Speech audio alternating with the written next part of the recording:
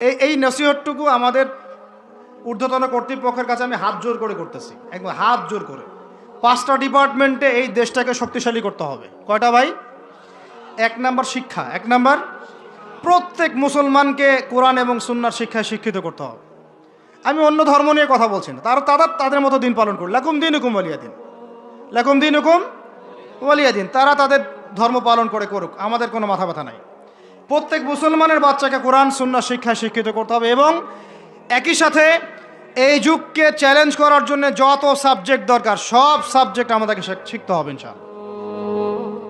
একমুখী শিক্ষা না, দ্বিমুখী শিক্ষার মেরুকরণ না, একদম দ্বিমুখী শিক্ষাকে একমুখী করে একটা কম্বাইন্ড এডুকেশন সিস্টেম চালু করতে হবে। যদি আপনারা না পারেন আমাকে দায়িত্ব দেন, আমাদেরকে বলেন যে ভাই বা ছোট ভাই, তোমাকে আমি 1 বছর সময় দিলাম, শিক্ষার বিষয়গুলো গোছায় দাও। বিনা পারিশ্রমিকে ইনশাল্লাহ করে দেব, কোনো সমস্যা নেই। 1টা টাকাও দিতে হবে না, জাস্ট একটা চেয়ার টেবিল দেন, 100 জন আলেম দেন, 100 জন বুদ্ধিজীবী দেন, করে দিব ইনশাআল্লাহ তাআলা। প্লে গ্রুপ থেকে মাস্টার্স পর্যন্ত আমাদের ছেলেমেয়েরা এমন শিক্ষায় শিক্ষিত হবে যেটাকে শরীফের গল্প শেখাবে না ইনশাআল্লাহ। বরং আমার ছেলে পাইলটও হবে, বিমানও চালাবে, আমার ছেলে ইনশাআল্লাহ হাফেজে করানো হবে ইনশাআল্লাহ।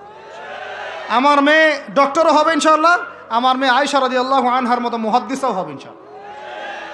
আমাদের এক ভাই, সে রাজনীতিবিদও হবে ইনশাআল্লাহ, জুমার খুতবাও দিতে পারবে ইনশাআল্লাহ। আল্লাহর কসম করে বলতেছি, এমন শিক্ষা চালু করা সম্ভব। শুধু আপনারা যদি একটু সৎসাহস দেখান, একটু উদ্যোগ গ্রহণ করেন, আল্লাহ পাক বহুত আজর দিবেন আপনাদেরকে। আল্লাহ পাক এই ওসিলে আপনাদের সব গুনাহ মাফ করে জান্নাতও দিতে পারেন। আল্লাহর রাস্তায় আল্লাহর দিকে ফিরে আসেন। আমি আপনাদের সবচেয়ে শ্রেষ্ঠ বন্ধু, আমাকে শত্রু মনে করেন না। ইউসুফ আলাইহিস সালাম এক পর্যায়ে বলেছিলেন যে আমি যোগ্য, আমাকে দায়িত্ব দেন। মনে আছে আপনাদের? যখন সমাজে দুর্ভিক্ষের স্বপ্ন দেখলেন রাজদরবারে গিয়ে তিনি বললেন যে দেখেন, আপনার স্বপ্নটা এমনি এমনি স্বপ্ন না, 7 বছর এখানে ফসল ফলবে, 7 বছর দুর্ভিক্ষ হবে। যদি আপনি আমাকে দায়িত্ব দেন, আমি ইনশাল্লাহ এমন একটা অর্থ ব্যবস্থা প্রণয়ন করব যে ইনশাআল্লাহ এই দুর্ভিক্ষের কবল থেকে মানুষ বেঁচে যাবে। মানুষ বাঁচে নাই। এখানে প্রমাণ হয় একটা জিনিস, যখন দায়িত্ব নেয়ার যোগ্য কেউ দেখা যায় না, তখন যোগ্যদেরকে কথা বলতে হয়। যোগ্যদেরকে কি করতে হয়? কথা বলতে হয়। এখন দায়িত্ব দেখতেছেন না কাদের হাতে?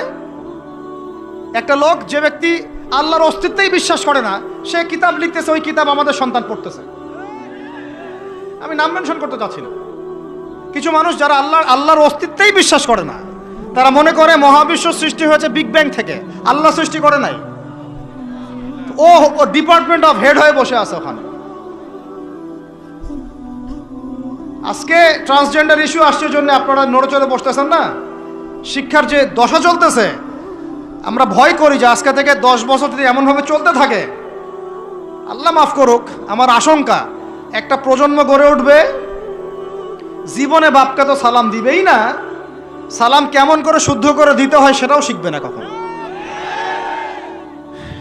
ওই দিন যদি আপনারা দেখতে না চান, এখনই ব্যবস্থা গ্রহণ করেন। আমাদের কাছে ব্যবস্থা গ্রহণ করার কোনো ক্ষমতা নাই, ক্ষমতা আপনাদের হাতে আছে। আপনারা যদি এই ক্ষমতাকে আল্লাহর দিকে, আল্লাহর সন্তুষ্টির জন্য ব্যবহার করেন, আল্লাহ আপনাদেরকে আরো বড় করবে ইনশাআল্লাহ। যদি আল্লাহর জন্য এটা আল্লাহর জন্য ব্যবহার না করেন, এগুলোকে প্রশ্রয় দিতে থাকেন, বিশ্বাস করেন ভাই, ফেরাউন টিকতে পারে নাই, নমরুদ টিকতে পারে নাই, আদ জাতি টিকতে পারে নাই, সামুদ টিকতে পারে নাই, নুহের কওম টিকতে পারে নাই, কওমে লূত টিকতে পারে নাই, কওমে মাদিয়ান টিকতে পারে নাই, আসহাবুল আইকা টিকতে পারে নাই, মুসার কওম বানু ইসরাইল টিকতে পারে নাই। আমরা কোন ক্ষেত কি মূলা? আমরা কোত্থেকে আসলাম? আমরা এগুলো চালায় যাবার আল্লাহ পাক আমাদেরকে একদম জান্নাতুল ফেরদৌস দিবেন এমনটা মনে করছেন? হাদিস কত চমৎকার, কত সুন্দর হাদিস। লাউ ইয়াহদিয়াল্লাহু বিকা রাজুলান ওয়াহিদান খায়রুল লাকা মিন হুমুরিন নাম। তোমার দ্বারা যদি একটা মানুষও আল্লাহর দিকে ফিরে আসে, আল্লাহওয়ালা হয়ে যায়, লাল উট কুরবানি করার চেয়ে বেশি নেকির কাজ। তোমার একটা দাওয়াতে যদি মানুষ আল্লাহর দিনের দিকে ফিরে আসে, ওই আমলকারীর সব নেকি তুমি পাবা। যদি একজন সৎ নেতা দাঁড়ায় যায়, বলে যে আমরা প্রাইমারি লেভেলেই ক্লাস 1 থেকে 5 পর্যন্ত যে সময়টুকু, এই সময়টুকুর মধ্যে আমাদের বাচ্চাদেরকে কোরআন তেলাওয়াত করা বাধ্যতামূলক করে দিলাম, সিলেবাসভুক্ত করে দিলাম, ওই নেতার উপর আল্লাহ রহম করবে ইনশাআল্লাহ। সেই নেতা কোথায়, কে আছে সে সাহসী নেতা? আমি আপনাদেরকে বলি যারা রাজনীতি করেন, কারণ আমার সাথে আপনাদের কোনো শত্রুতা নাই, আর আমি আপনার শত্রুও না, বরং বন্ধু। আপনারা যারা রাজনীতি করেন, এমন একটা নেতা খালি বের করে দেন, এমন একটা নেতা হয়ে যান খালি ওমরের মতো। আল্লাহ পাক তৌফিক দান করেন আপনাদেরকে, যে আপনারা যদি কোরআন শিক্ষাটাকে বাধ্যতামূলক করে দেন, নবীর হাদিস শিক্ষাগুলোকে বাধ্যতামূলক করে দেন, সিরাত নবীর জীবনী চর্চাগুলোকে বাধ্যতামূলক করেন উচ্চ মাধ্যমিক লেভেলে, দেখবেন এই ছেলেপেলেগুলো আর ওই ইয়াবাখোর হবে না ইনশাআল্লাহ। এরা ওই টিকটক, ফেসবুক আর পাবজি, ফ্রি ফায়ার নিয়ে পড়ে থাকবে না, এরা কিশোর গ্যাংয়ে যোগ দিবে না, এরা জেনা করবে না ইনশাআল্লাহ। এগুলো আপনি ঠেকাতে পারবেন না তো, জেনা ঠেকাতে পারবেন না এখন আপনি। এরা ফ্রি মিক্সিংয়ে চলে গেছে, সবার ফোনে ফোনে পর্ন দেখতেছে, ওরা বাচ্চাদেরকে ধরে ধরে রেপ করতেছে। এখন ছেলে মেয়ের আদমশুমারি যদি করতে পারেন, একটা কুমারিত্ব শুমারি করে দেখেন, 18 বছরের কম কত মেয়ের সতীত্ব নাই, 21 বছরের কম কত ছেলে সতীত্ব নাই, আপনি টেস্ট করে দেখতে পারবেন। এই হলো সমাজের অবস্থা। এখন চলতেছে সমকামিতা, সমকামিতা। আল্লাহর লুতের গজব নেমে আসবে, লুত আলাইহিস সালামের কওমের গজব নেমে আসতে পারে। আল্লাহ হেফাজত করেন আমাদেরকে। সমকামিতা বৈধ করে গিলিয়ে খাওয়ার জন্য ট্রান্সজেন্ডার চালু করতেছে এরা। ছেলে বাইর থেকে ছেলে, মনে মনে মেয়ে, মনটা চায় ছেলের সাথে যৌন সম্পর্ক করতে, নাউজুবিল্লাহ, অথচ বাইর থেকে একটা ছেলে। সমস্যাটা মানসিক না? 3 দিন টানা সকাল বিকাল কারেন্ট শর্ট দেন মাঠের মধ্যে, সব সমস্যা ঠিক হয়ে যাবে ইনশাআল্লাহ। 3 দিন, বাস 3 দিন থেরাপি দেন, ঠিক হয়ে যাবে। এগুলা প্রমোট করতেছে মিডিয়াতে বিভিন্ন নাটক দেখাচ্ছে, এগুলো দিয়ে ফেসবুকে এরকম ক্লিপ দেখানো হচ্ছে, মানুষ লিখতেছে, অধিকার চাচ্ছে। কোন যুগে আসলাম রে ভাই?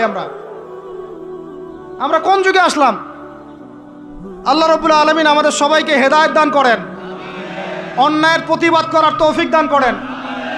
আমি আমাদের ঊর্ধ্বতন কর্তৃপক্ষকে বিনয়ের সাথে অনুরোধ করব, এইগুলোর পিছনে যারা এজেন্ডা বাস্তবায়ন করতেছে সবগুলোকে ধরে ভিতরে ঢুকাই দেন একেবারে। 7 দিন রিমান্ডে রাখেন, ঠিক হয়ে যাবে ইনশাআল্লাহ। আপনারা খালি দাড়ি টুপি পাগড়ি জুব্বা দেখলেই সন্ত্রাসী মনে করেন? এরা তো স্পষ্ট সংস্কৃতির সন্ত্রাস, স্পষ্ট শিক্ষা সন্ত্রাস। আমাদের ছেলেপেলেদেরকে ছেলে জেনা করানোর দিকে নিয়ে যাচ্ছে এরা। কালকে যদি আপনার ছেলে একটা ছেলেকে বিয়ে করে, আপনি খুশি হবেন? আস্তাগফিরুল্লাহ, নাউযুবিল্লাহ। আল্লাহ পাক আমাদেরকে হেফাজত করেন, আল্লাহ পাক আমাদেরকে মাফ করেন। আপনার মেয়ে যদি কালকে একটা মেয়েকে বিয়ে করে নিয়ে আসে, আপনি সমাজে মুখ দেখাবেন কিভাবে? এগুলো এখন যদি না থামাই, তাহলে কখন থামাবেন? ওই যে বললাম, সুদ যখন চালু হয়েছিল আমরা সবাই কিন্তু প্রতিবাদ করি নাই। এখন সবাই সুদখোর হয়ে যাচ্ছে দিন দিন। আমরা যে অনেকে তাহাজ্জুদ পড়ি, করে কান্নাকাটি করি, আল্লাহ দোয়া কবুল করো, এইটা করো সেইটা করো, দেখেন দোয়ার বেশিরভাগই কবুল হয় না। কেন হবে? অর্থনৈতিক জীবনে তো সুদ খাচ্ছি, আমি ঘুষ খাচ্ছি, দুর্নীতি করতেছি, হারাম খাচ্ছি, পণ্যে ভেজাল দিচ্ছি। আল্লাহ পাক আমাদের সবার রিজিককে হালাল করার তৌফিক দান করেন।